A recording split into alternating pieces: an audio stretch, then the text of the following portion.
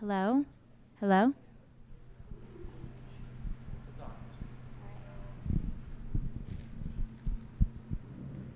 Um,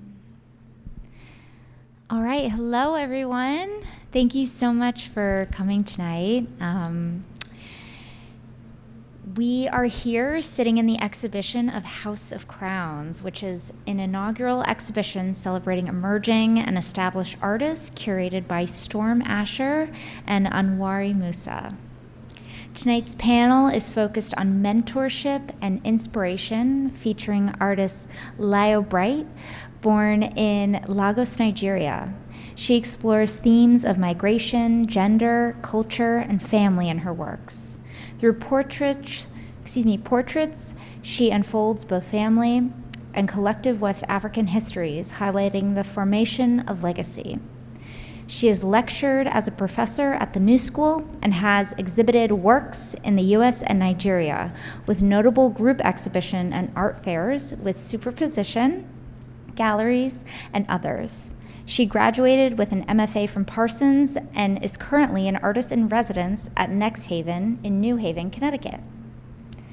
Helina Metafaria is an interdisciplinary artist working across collage, assemblage, video, performance, and social engagement. Her work interrogates the body's relationship to sites, especially as it relates to the notions of identity and citizenship. Metafaria received her MFA from Tufts University School of the Museum of Fine Arts and attended the Skowhegan School of Painting and Sculpture. She recently opened up a solo show at the Museum of Fine Arts Boston and is currently an artist in residence at Silver Art Projects at the World Trade Center. Storm Ascher has a BFA in Visual and Critical Studies from the School of Visual Arts and an MFA in Art Business from Sotheby's Institute. Storm founded Superposition Gallery in August 2018, and she started her curatorial projects with a mission to subvert gentrification tactics used in urban development through art galleries. She was recently honored on the 2020 Forbes 30 Under 30 Art and Style list and co-curated House of Crowns through her gallery Superposition with her colleague Anwari Musa of ArtMatic Art Advisory. And Ferguson Amo is a colleague of mine here at Phillips, and he was born in Ghana and graduated undergrad at Manhattan College in 2016. He then went on to receive a Master's of Fine Art at the School of Visual Arts in New York. Ferguson is an artist and works here at Phillips Auction House, as I just mentioned, and he is a member of our 20th Century and Contemporary Art Department. So without further ado, I will pass the conversation off to Storm. Microphone?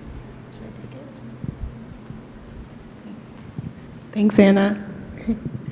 And everybody should say thanks to Anna because she helped put this whole thing together with us. So thank you so much. Okay, so we'll jump right in. So this panel today is about mentorship and where we get our inspiration. And I personally was inspired by Layo and Helina because they both pay homage to people in their work that inspired them. They're always supporting their community and bringing people together and also putting works that inspire other people. So I guess I will ask you, Helina, what are some artists that inspire your work? I am inspired deeply by artists that have worked with, have taken me under their wing. Maria Magdalena Campos Pons was my graduate professor, and I owe a lot of my practice to her in shaping and role modeling for me. Haile Garima, who's a filmmaker, an Ethiopian-American filmmaker who deals with diasporic issues, was very influential to me. He's based in Washington, D.C., and I'm from the D.C. area. And then Simone Lee, who I was one of her 100 Black women for Black Lives Matter, and I just love the generosity in her practice. I'm also deeply inspired by Betty Saar, who bridges spirituality with assemblage and politics. And Layo, what about you? Layo, what about you? Who inspires you? I I grew up in Lagos, Nigeria, so that for me was how my art career started. I was just looking, I was seeing art everywhere and starting to understand visual language in that context. I spent a year before grad school as studio assistant to Beju Alatishe. She's a Nigerian artist that was one of the three Nigerians that represented us at the Venice Biennial in 2018. It was like our first time there, but it was awesome. Like, she is an amazing person, an artist, and I think I learned about a lot on resilience and just building a practice there and having no fear. I think there's a lot about the studio that is very vulnerable and personal and like a sacred space. And through her, I was able to understand the concept of going in every day, not out of compulsion, not out of like being forced to, but it was just like breathing. I'd never seen anything like that in my life, and I really feel like it set me off, even to this day, where I carry that with me and I take that every day. So definitely very inspired by her. Of course, I'm in Next Haven right now, and talking to Titus Kafar, seeing his studio, seeing his practice, being in dialogue with other artists there, I'm very inspired by what he's done there, but also by his trajectory, his work, how he talks about his practice, how he, again, that lack of fear, and you go for it and you really just express what you have to say. And I think for me, artists that do that have always spoken to me. Artists that, there's a lot to the art world, there's a lot to being an artist, but they go into it with that honesty and that rawness that really appeals to me. Visually, I'm very interested in Wangechi Mutu's work. Very interested in Simone Lee's work. It's also interesting that you said that. And a host of others that I can't even start to mention right now, like Bruce Onoprakbeya, and Benen Wongwu, like in terms of the Nigerian art scene and what I was exposed to as well. Ferguson, what about you? Yeah, for me, when I was in Ghana, what inspired me was just being able to draw and make art. But then when I got to the United States, it was artists like Kerry James Marshall, Yinka Soribari, Rico Gatson, Camila Rashid, and some of my peers where I went to, when I went to do my MFA, their work inspired me. But I've always visually been intrigued by like figuration. So looking at all this work and also going on YouTube, typing in artist talk, listening to artists talk about their work and speak on the experience that I have experienced, whether like, moving from one space to another, or like talking about body, talking about other things that relates to me. So those are the things that inspire me, and I always want to be in conversation with those artists and their great works. And who are some current mentors that you're working with right now? We can start with Helina. Yeah, I'll expand again on Maria Magdalena Campos Pons, who invited me to study with her in graduate school, and the first live performance I ever did was at the Guggenheim for Kerr May Williams retrospective. She invited me to participate with her. So she really modeled for me how to make work within institutions, work outside of institutions. We also performed at the Havana Biennial together and at the Smithsonian. But also how to teach. And so I teach at Brown University, I teach social practice and visual art, and I realize my work is so much rooted in scholarship, but it's also about continuing oral traditions of art and sharing that with others. It really is an oral tradition to teach and to share your pedagogy. So that's someone who's been a life example for me and still a friend and colleague today. Layo, who's your mentor, or who are your mentors right now? I'm still in close contact with Pedro, and I guess definitely working in residency right now. Titus being a mentor, and that's very direct, like studio feedback, and just being in conversation.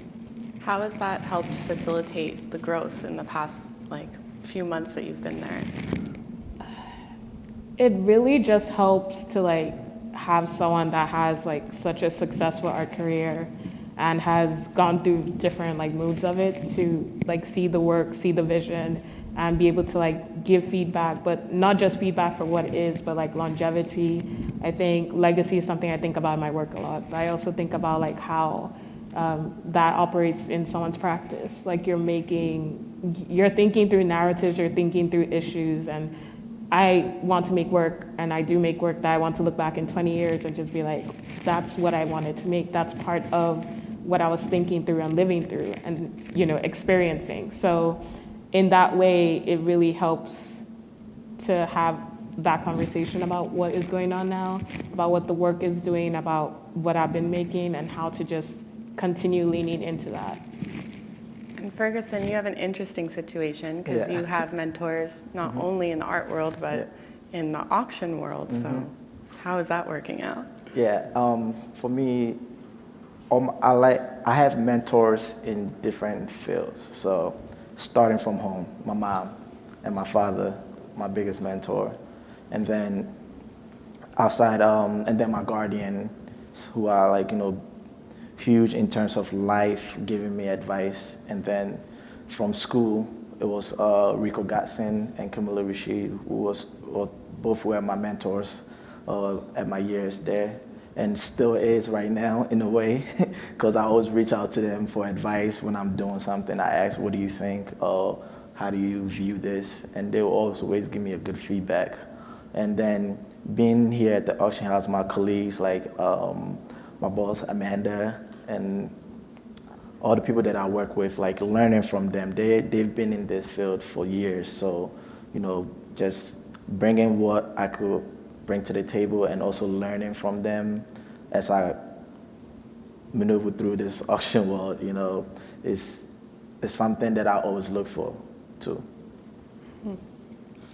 So going back to the residency programs that you both are in right now, what's it like working with contemporaries at your residency? We can start with Helina.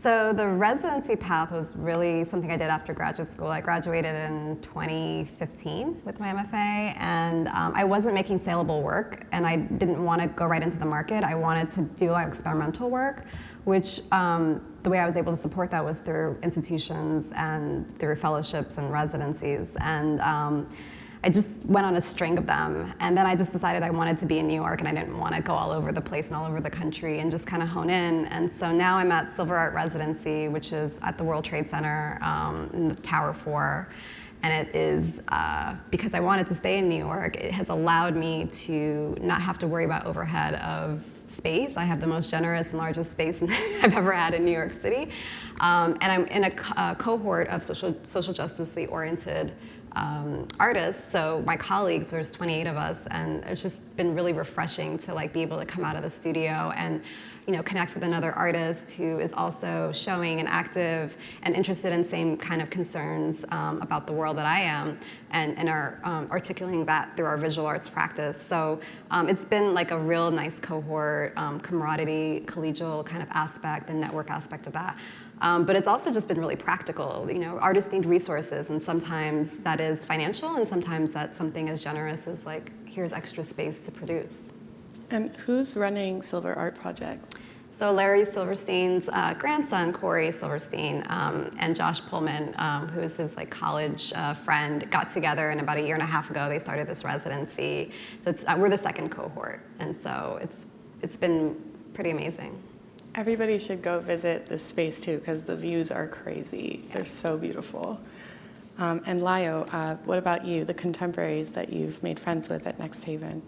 I don't know if I'll say made friends with, but I think mostly in conversation with. I think being in residency, I've done a few as well. I really enjoy them because I kind of think of it as a curation in a way, like when artists are selected and put together in a space given resources to make.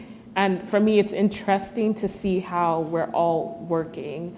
Our practices are so different, but there's a conversation happening around the now about our individual backgrounds, about our identities or like issues we're concerned with, and these themes draw together. And I'm really excited to see the culminating show because of that, because I was like, I would never have brought us together on my own, but I think it's interesting that the thorough lines that connect us, whether it's migration or like family or personal background, it's so interesting that we have these different ways of realizing those visual like stories or experiences. And I think that has been really fortifying, especially since we all moved. Like, it's a year-long residency, so I was in New York.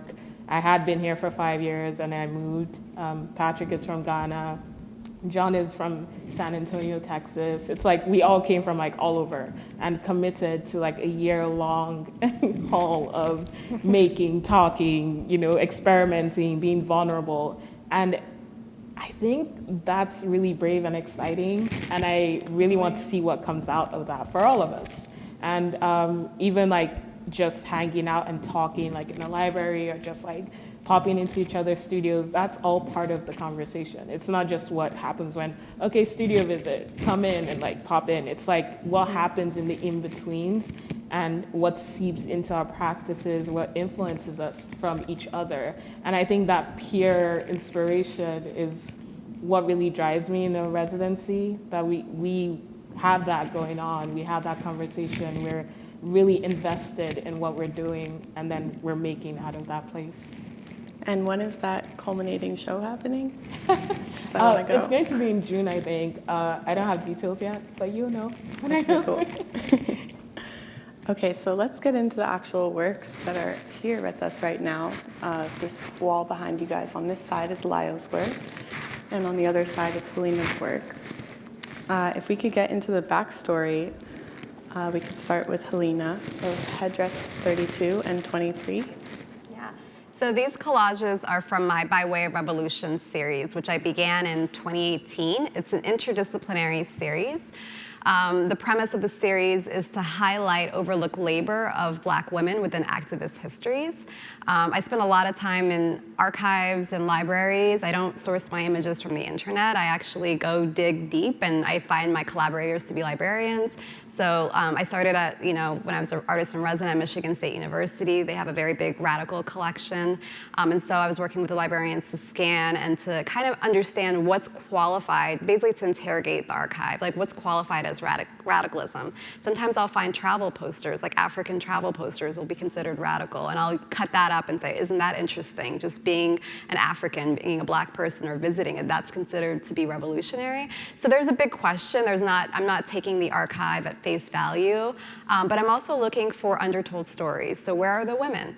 And a lot of the archives, like the ones present here, are of Black Panther newspapers. I love how Emory Douglas and the Black Panther Party really took ownership of their image when the media vilified them. And I particularly was looking for the women.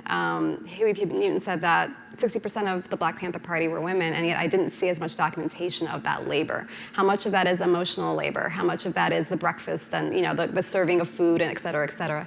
So, and then the archives, the images of the women, those are contemporary Black women activists. So Megan's, who's Headdress 32, is part of the Black Lives Matter LA chapter. I spent about 6 months in LA this past year documenting and highlighting and photographing the founders and chapter leaders in the LA branch.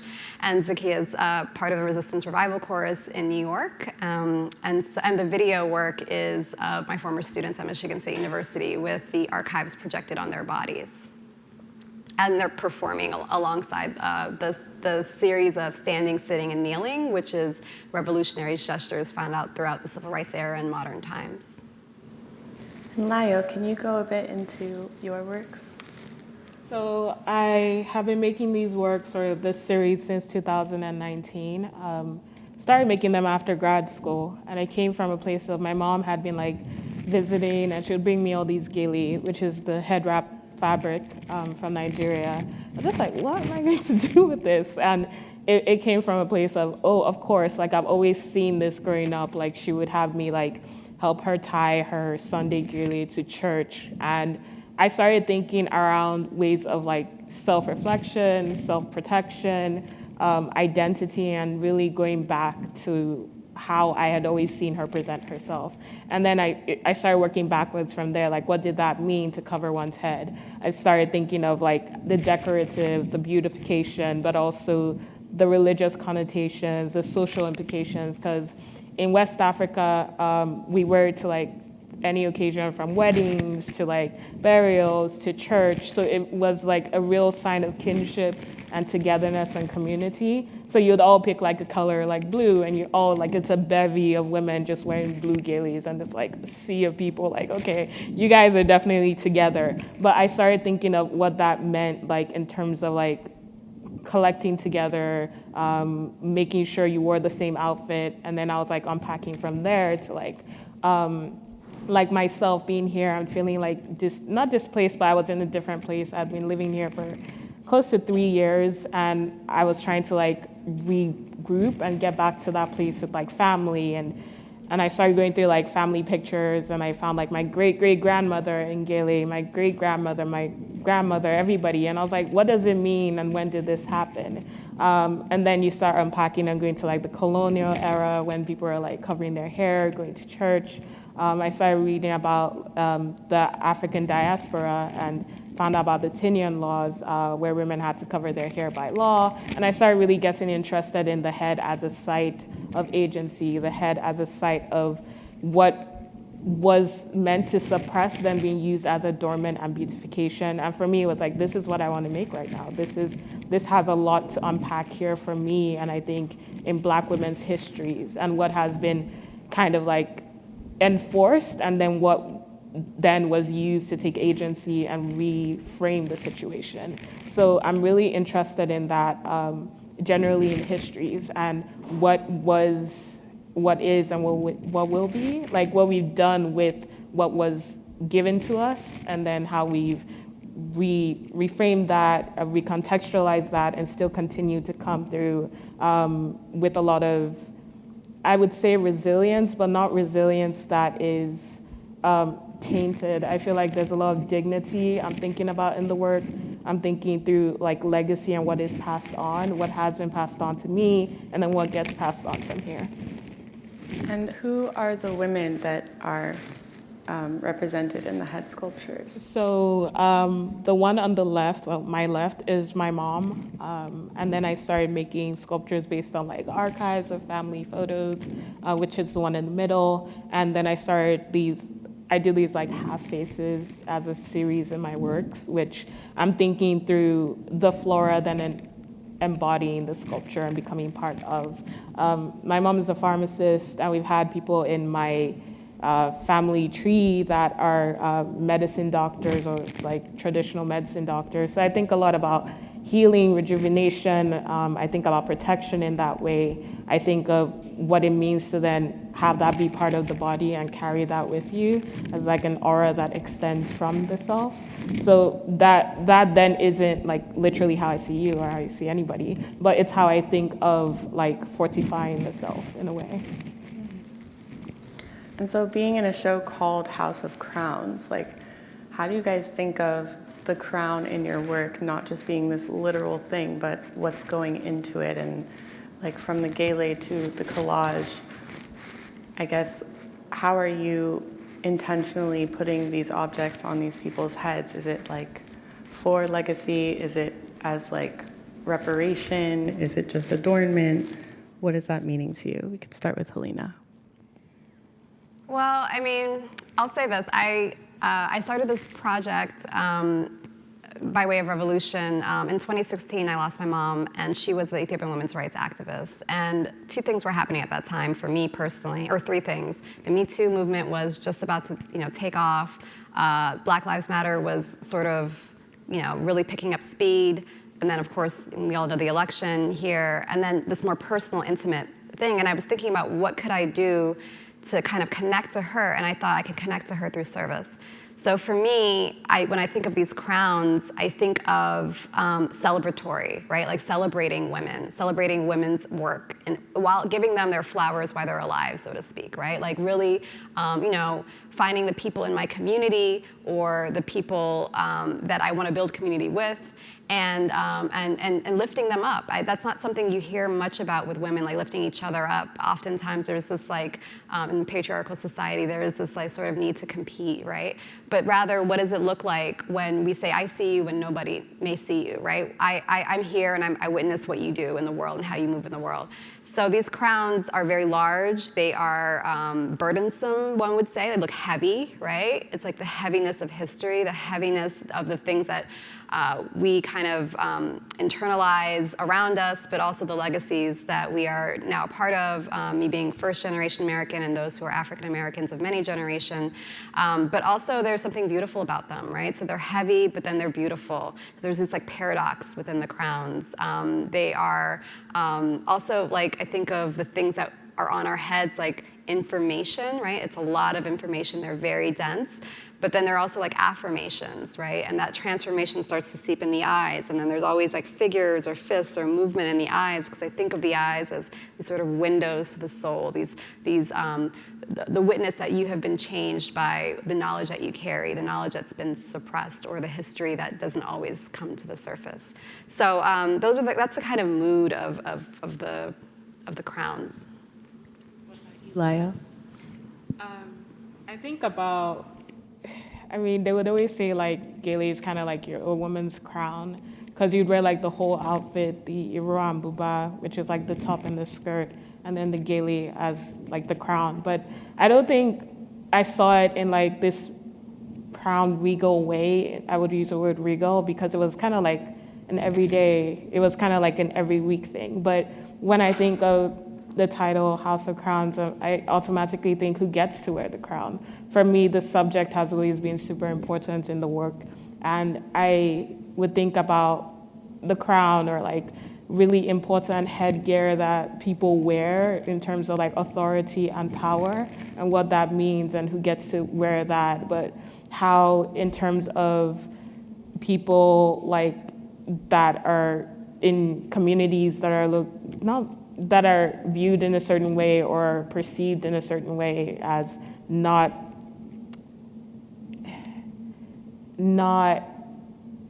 in the position of that, in terms of like, I'm Nigerian, but if people see a gele, they're like, or a crown on like a Nigerian person's head, it's viewed as different. Like I would see that in the Met Museum in like a certain part of the museum. But then if it's like Queen Elizabeth with the crown, it's like, oh, that's like front page of the news. I don't know. It just was really, really interesting to me to think of these kind of head pieces and what it means to see them on different people. And I'm interested in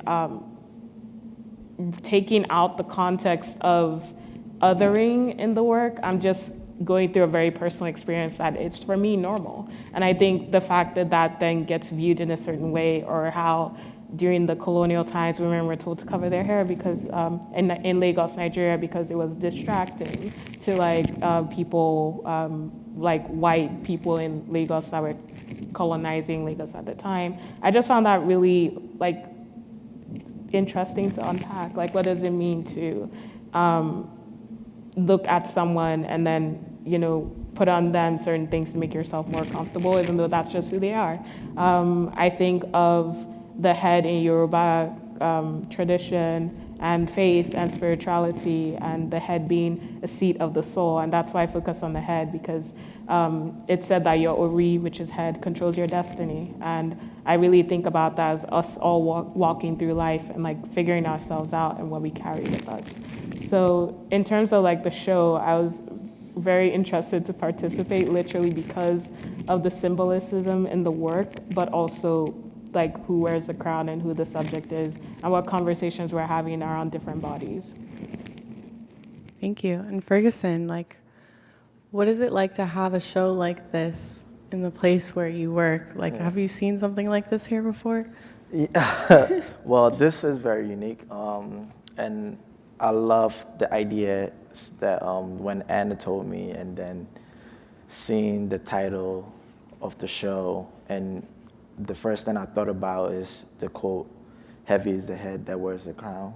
And what I thought about was mental state of the art world and, you know, artists.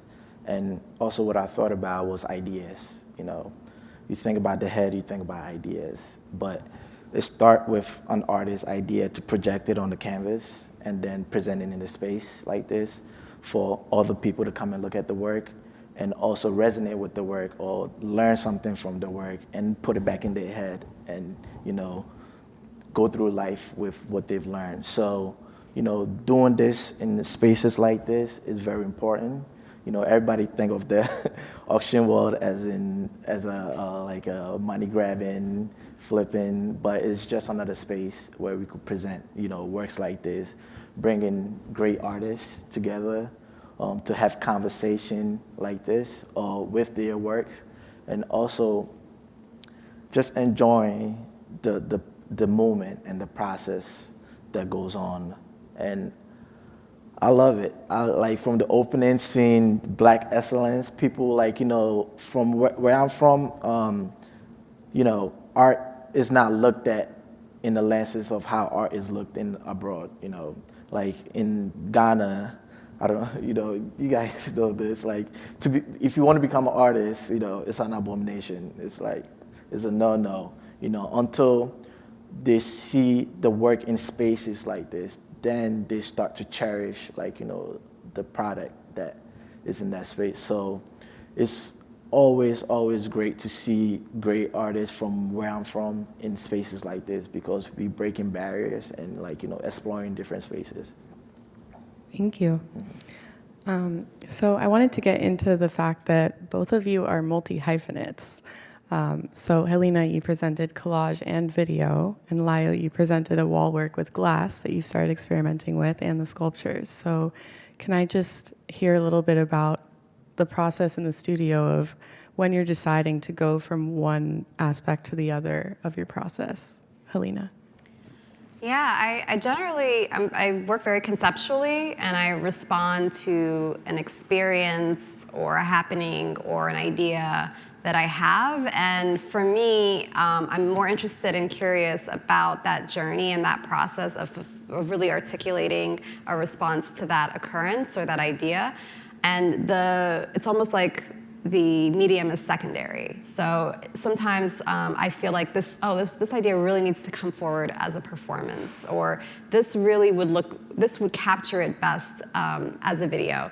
For example, at my solo show at the Museum of Fine Arts Boston right now, there's a film with descendants of prominent civil rights activists, Frederick Douglass's descendants, Dick Gregory's sister or daughter, and James Baldwin's sister. And I wanted them in a room in Baltimore at one of the oldest slave ports, and I wanted them to kind of like talk about the matriarchs in their family, and not just the esteemed male, relatives. So that for me felt like it really needed to be a video, because I could capture that moment and reshare it, and it could be archived, like forming a new archive. But to answer your question more fully, it's really concept-based. And Layo?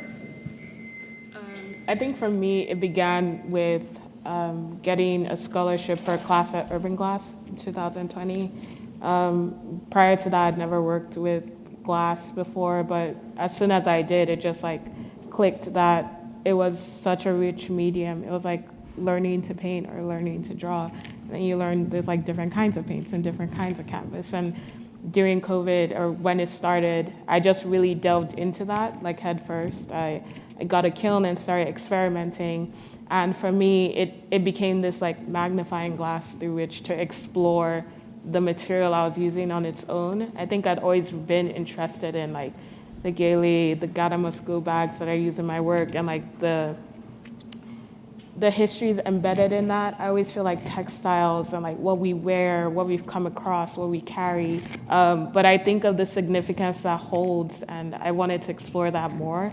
So the glass, for me, allows a surface through which to re-examine the material. And underlaid from the glass, like I fuse the glass together with like crushed glass, and then underlaid with that is the Ghana must go bag. These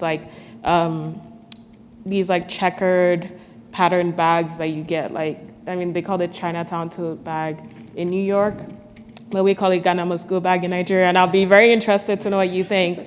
But it relates back to a history where Ghanaians were forcefully expelled from Nigeria in the 1980s. And I didn't know about that history till like my mid-20s when I came to New York and I found the bag and I started asking questions. And for me, it was like working back to unravel like a history and what it meant to have xenophobic African histories. Because I was very interested in, oh, you're African, this African unity that was like, yeah, it's all great there, but it's like you're unpacking from there. And then in South Africa, they call it Zimbabwe bag for a similar history. And here it's linked to like migrant communities. I'm really thinking through that, or the class symbol it represents. And I see like people going to do laundry with it, or people on the subway with it, or people that are homeless with it. I really think through the different layers it cuts through as a material. And then I just kept seeing the pattern, like it kept repeating itself.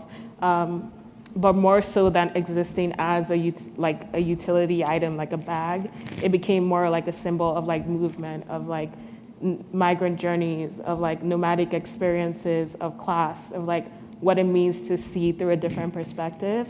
And that's how I've been working with it in the studio. So if you know about my practice, I work through a range of glass making strategies where I slump the glass, I make figurative forms with the glass, but for me, this one is like a way through thinking about the material itself. So I can actually just focus on the material, and I guess it comes out as a sense of abstraction, but for me, it's like more honing into the material and what it means to me. The piece is titled Exodus, and I kept thinking of like that initial exodus from Nigeria to Ghana, and like the painful experiences that embodied, but also how the relations between Ghana and Nigeria are very different now. Like, so I think of that as well when making the work. And Ferguson, how did you feel when you saw the materials that were used in Layo's work? And can you talk a bit about that? Well, starting with the head wrap, if you guys want to see Met Gala in real life, you go to an African church or African wedding. It's like a competition, you know. And growing up watching Nigerian movies, you see like, you know, in scenes where somebody's getting married, you see the woman competing with their crown, in a sense, you know. And my mom, every Sunday, no matter how she looks to go to work during the day, Sundays I like have to dress up, have to wear her best outfit to go to church. And back to the Ghana Must Go bags. Also, I didn't learn the history until I got here. And then doing research about it, what had happened back in Nigeria, Ghanaians moving, going there because Nigeria had a booming field of like, you know, jobs coming up, and a lot of Ghanaians were going there to like, you know, to find jobs. And then government, you know, started kicking people out like, you know, because they claimed people was coming in to take jobs and whatnot. But coming to America, that is how we got here. That was the bag that we used to get here. So it was so interesting. Speaking of patterns, it's like, you know, when you back home, you see people traveling around. That's the bag that you see they traveling with. And then coming over to the abroad, that's where we packed all our meat, fish, and clothes.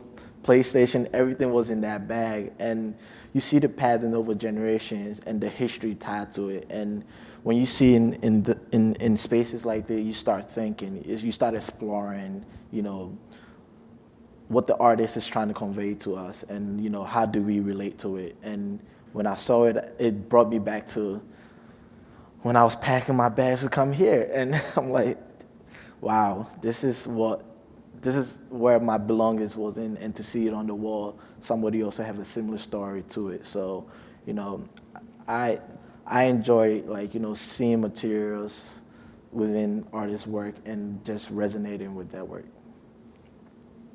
So I just wanted to ask one more question before we open up to the audience. What is next for all of you? Helina. Oh, wow. I had like a really busy year, so I'm like next is this next couple of weeks of holidays, holiday vacation. And in 2022, I mean, my show at the MFA is up through April 3rd. There's a catalog being produced that releases in February with an essay by Aruna de Souza. And I have a solo show at Prairie Shadows Gallery in Boston in March, and then a commission with the RISD Museum. So I'm really looking forward to those particular. But I've been really excited about this year being the year that I got to do public art projects. I got to do works within institutions, works within academic spaces and academic galleries. But now something like this at Phillips, which is like totally on the other end of that kind of spectrum. So it's kind of like, it's the year where I got to see where like all the different venues, kind of like what, like just to test it out and to feel like, well, it's a different audience in all these different spaces, like public art in here, right? So I'm really excited about continuing in that direction. I'm really looking forward to rounding off the year and just like making more work. The main thing on my mind is like the culminating exhibition at Next Haven, and just other shows I have for the year. I kind of think in like singular things. That's how I work. So yeah, just planning towards shows. I think the most important thing is like being excited to put everything out there. I think prior to this year, like I hadn't shown as much. I hadn't done as many kinds of work as I'm doing now. So for me, it's like been exploration and experimentation and really honing in on what I'm interested in. And I'm excited to put that out there and see how people feel. It's exciting when people see the work and they resonate with it, or they learn something new, or it like makes a conversation happen. And I think seeing that conversation happen, even just being here talking through our practices, is exciting to me. So I'm hoping for more of that, where I can actually sit down and talk about the work. But for now, a few shows lined up, possibly art fairs, and yeah, the Next Haven show. And I hope I kind of facilitated some mentorship going on between the two of you, because We have a lot to talk yeah. about. And our gonna works be are like fun. right there, I like know. opposite each other. Yeah. And Ferguson, what about you? Yeah, for me, so we just had our sale, one of our biggest sale, and now it's a break. But this is when I go into my personal art practice. You know, I like to work, and like I was saying earlier, I like to work as in albums. You know, putting together projects rather than doing single works.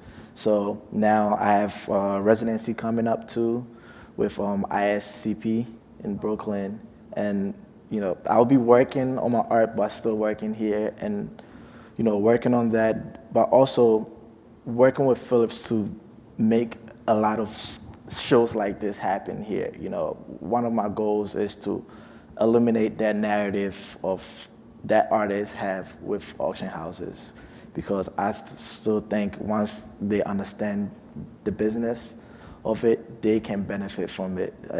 As in the artists can benefit from it. And because if you look at the whole ecosystem of the auction house, you know, the common denominator of everything that happens here is the artwork, you know, and it's important that we cater towards the artists, you know, and just create spaces for them to, like, you know, show the work here. So that's what I'll be working on, and working on my art.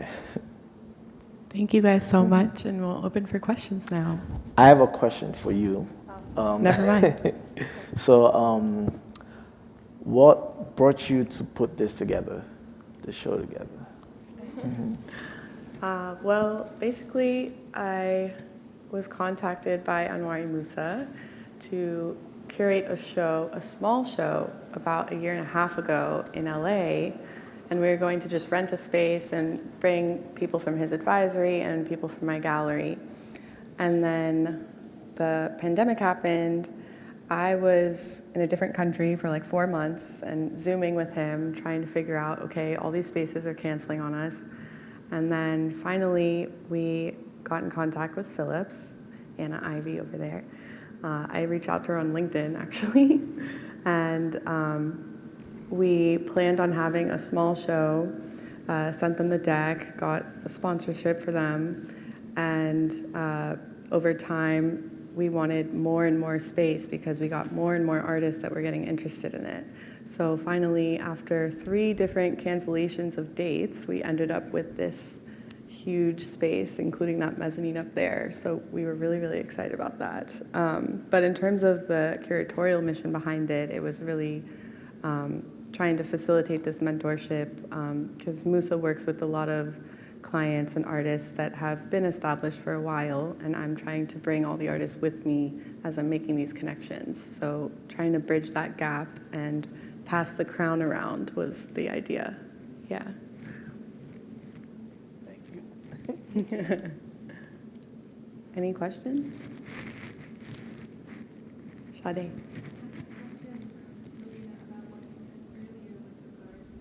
Get the mic.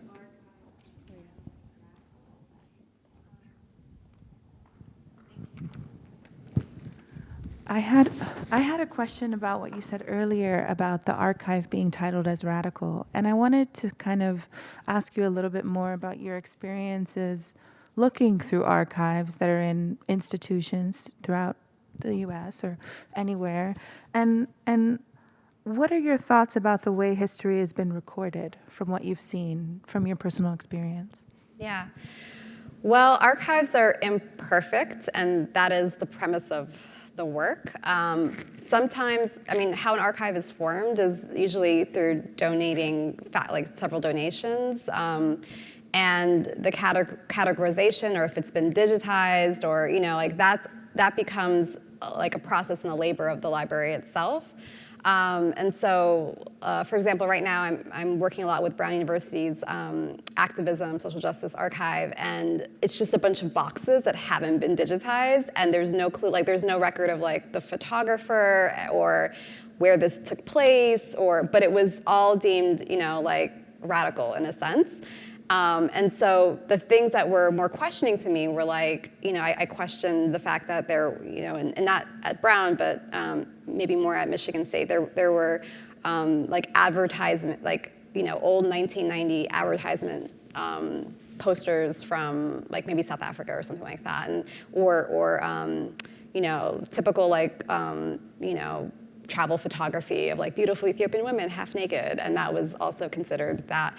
So for me, there's play in collage. The reason I'm attracted to collage is I love scissors. I love being able to cut and to like have some sort of catharsis. And when I work in sculpture, I use the power chop saw. I'm always deconfiguring things and reconfiguring them in the image that I want. So I'm taking liberty through that medium, and so I want people to feel like a lot of these are reproductions. Sometimes it's actually the actual source material, but I want people to feel like they too are looking and researching and trying to uncover. So sometimes I cover things up, and so it becomes illegible. Like it's not just I'm giving you a full newspaper. I'm like, omitting some and like giving, because it's always about the search, right? And I'm in love with like Sadia Hartman's work or Tina Kamp's work about listening to images and like finding fiction in images, particularly images of Black women that are very dated. So yeah, I think that there's a lot of play that can happen. Libraries aren't just this very stiff repository place where things go to die or things go to become archaic, or sometimes they're pulled out and written about by a historian who has authorships and expertise. Like archives can be places where we can be inquisitive and creative. So I hope that answers your question.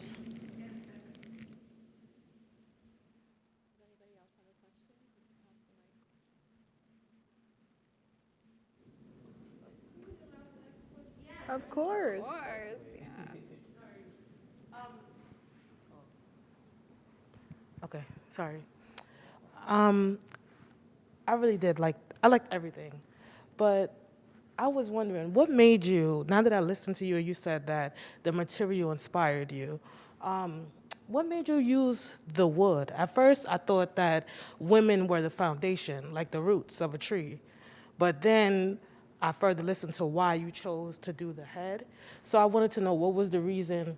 Did you choose to put the head on the wood?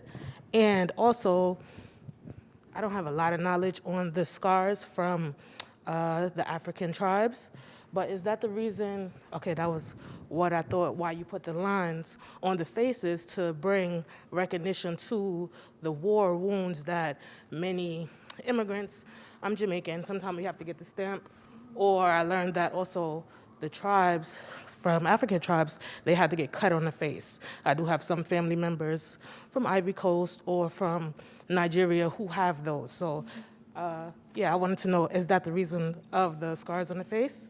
Yeah, I love your questions because I should have talked about that earlier. So with regards to the wood, literally I was thinking through a family tree. Like I literally was thinking of like just nature, and I'm really drawn to like flora and nature in my works. And I thought of them as silent witnesses in the pieces. And when I just like go for a walk or anything, I think like, how long have these trees been here? They've been here for so long, longer than I have, longer than many of my family members and ancestors. And I think they carry that witnessing with them.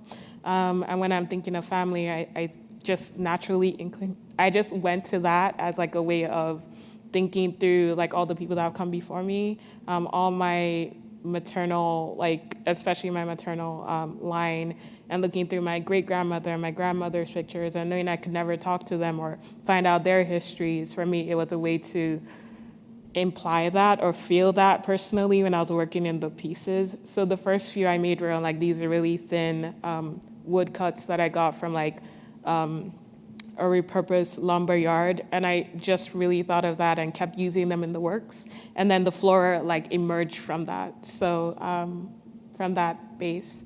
And with regards to the scarification, yeah, that's exactly where it came from. When I first made like the first heads that were self-portraits of myself, I was thinking about the Ife heads that were discovered by these like German explorers in Ife, where my family actually comes from on my dad's side. So I was thinking about the idea of scarification, not just as a cultural means of identifying oneself. When I was young, my dad told me like tribal marks were our passport, like literally told you who was friend or foe. So you knew like a neighbor, or you knew like the person was Igbo from the east, or like by their tribal marks, and you knew like the kind of Yoruba person, which is my tribe, but there are even like different breakdowns within that. And you could tell exactly where they were from if they had like one or two lines, or like in the forehead, or, but the Ife artisans that did the Ife heads, these were exaggerated. Like the reason why they did it from like the forehead to the nape of the neck is really not specifically known, but it was more of a stylistic choice. So at least in Ife or Yoruba tribes, you wouldn't see someone do these all over the face. It specifically relates to the Ife craftsmen that made these heads that were discovered during excavation in Ife. And I really think back to what the colonial like extraction of those artifacts and how they would be presented in museums and like behind these cases. And, you know, I first saw them when I traveled here, and I was like, I had to come all the way here to see some of these for the first time. So I really think through that conversation around like this kind of excavation that happened, not just of the artifacts, but of the culture, and what it means to then like think back to doing that, but through my own body, through my own self, through that agency, to then carry that with like the dignity that I think it deserves. So I think about that a lot when I do the work. Scarification is very important in my tribe, yeah. Any other question over here?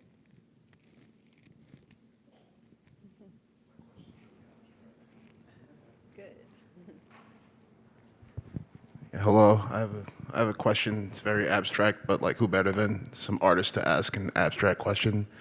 You guys talked a lot about like, you know, the need to tell untold stories, and you know, like having that be a part of your work. So like, I feel like you definitely feel a personal responsibility to like do that. But like, is your work meant to like instill that same personal responsibility in like non-artists? Is that something you think about when you're making these types of works? Because I feel like, trying to tell stories that people haven't seen. Like, I know as an artist, that's something that's like the first thing you think about. But, you know, as like a non-artistic person, like how would they perform like the same type of duty? And is that something you're trying to get across with your artwork?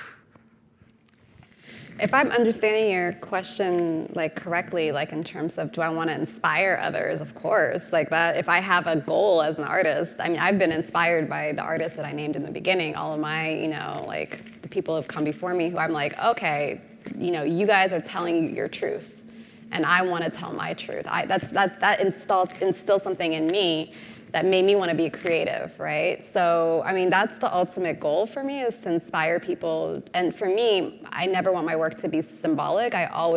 My work comes out of social engagement and interaction and performative experiences, even protest as a performance, right? So engaging with Black Lives Matter, activists and photographing them, or working with students and like in my video work and instructing them and really basically staging a protest. Like, I'm hoping to inspire action in that way. But then when the viewer looks at it, I want them to feel a connection to, yes, it's, these things became timely even more now, like since I've been working on them, but to also feel like, well, how do I want to take action, right? Like, what responsibilities do I have in this world, on behalf of Black lives, or, to one another. So for me, I never want it to be, symbolic. As an Ethiopian American artist, I'm very much inspired by Ethiopian healing scrolls or different traditions in which art interacts with like ritual. And so there's like this visual medicine that happens, so that art isn't just this thing that happens on the wall. It's something that you evoke or something that you interact with. And so, I want to encourage as much action. And if that comes in the form of storytelling, that's great. I think for me, what I want the viewer to take away from it or have is a conversation. I think for me, art has always generated conversation. And I think, honestly, people don't talk enough nowadays. I feel like, at least I'm not like seeing people talk enough. Like, and not just like social media, like, okay, me on this side and you on that side. I mean, like, actually sit down and talk.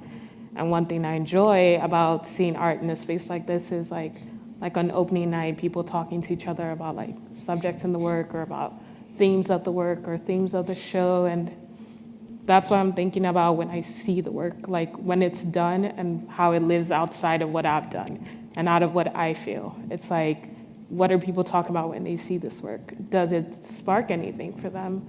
And I think what people choose to do with that is what they will, because I don't think I'm trying to like think of like the personal responsibility of each individual that comes to the work. That's not something I'm thinking about. I think it's more about, what does the work make you feel? What does it make you talk about with like your friends and family? Does it ignite anything, or like make you think of any particular memories? And how do you then take that out of like the room? Because yes, these sit as an exhibition, but they have like a function outside what we artists do, or what we desire, what we even want to do. I think that's the true power of art, like what it leaves with you and what you then choose to do with it as someone experiencing it with your unique background and your unique tastes and where you come from, yeah. And that was great answers, by the way.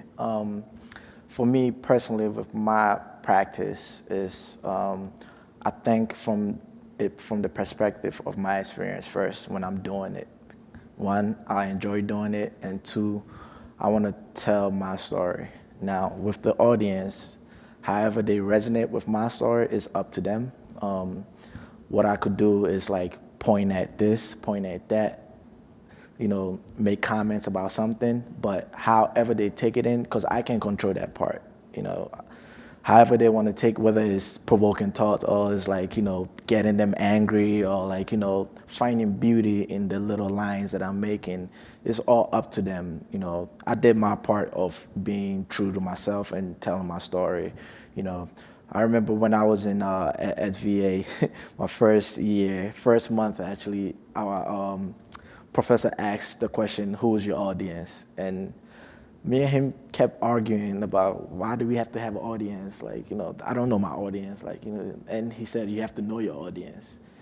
And as I went through, like, fast forward to like now, as I think about that question all the time, what he meant was like, who's your audience that will resonate with your work? Like, you not necessarily have to pick an audience, but you have to think about, like, it's a whole bunch of views also out there that, find interest in your process or like what you're talking about, that they will love it. And then there's other people that won't love it, that will provoke anger or like, will not find interest in it.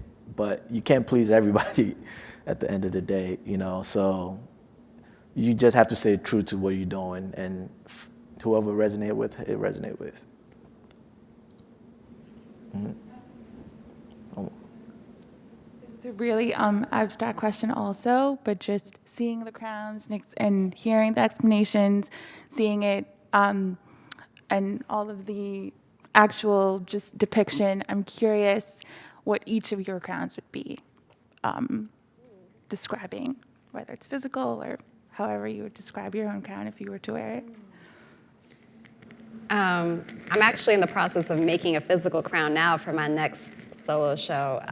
It's working with doing a lot of research to make a brass crown.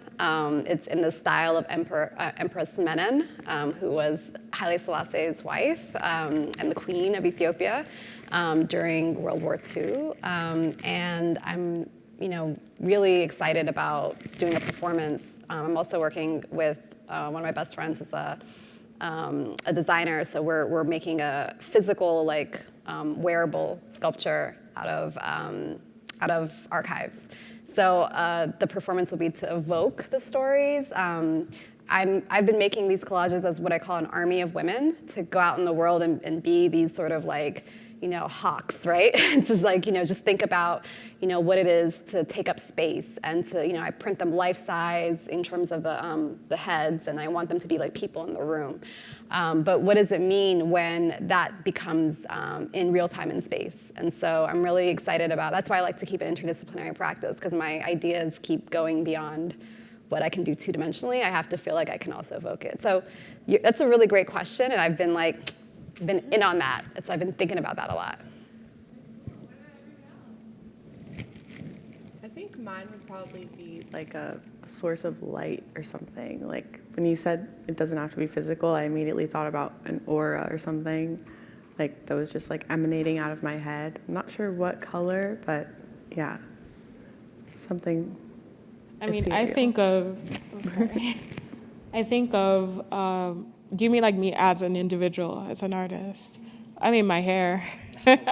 I definitely think it's interesting because I make all these head wraps and stuff, and I don't really put the hair in the work. But my mom would always say, someone's hair is their crowning glory, and I keep thinking of that, how I think a lot of things I'm interested in are bordered around perception, and I always think I exist as an entity that can never see myself the way others see me. But the things I can control and things that I love to present are hair, something in a physical way that carries more of my personality, and maybe that's why I'm also interested in auras that surround my sculptures, or my glass pieces. So that's what I would say. And for me too, it's hair. This dress, it's a lot to take care of dress. It's like taking care of kids. I know, but my crown is being true to myself and depicting myself however I see fit, because having dreads in this space like this, wearing a suit, it's not something that you see often. But when you present it, and you show people in this field, it's the narrative that they had, the stereotype that they have, it's all propaganda that was presented. So, that's it. Yeah. I love that. Anyone else have a question?